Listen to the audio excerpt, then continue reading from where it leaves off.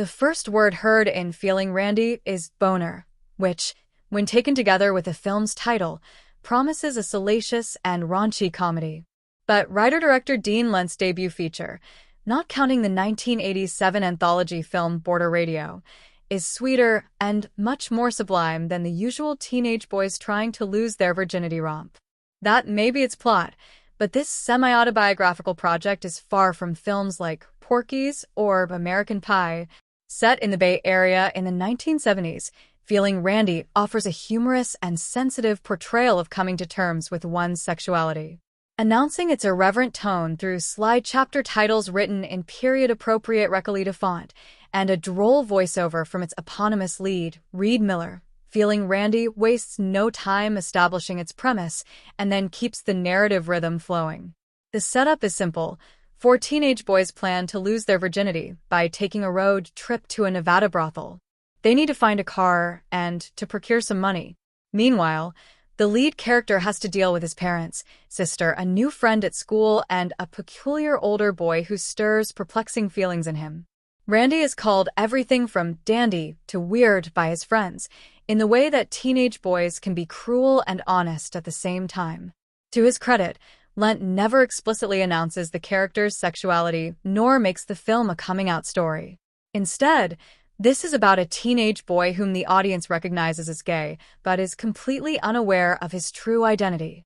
A queer sensibility is paramount in the storytelling as the film's humor and sensibilities are always unexpected and slightly off-center.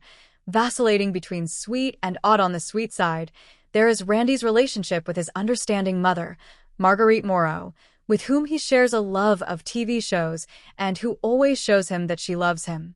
There's also the new girl at school, Melissa Carice Brooks, with whom he starts an awkward courtship before they both realize that even though they have much in common, they'll never be lovers.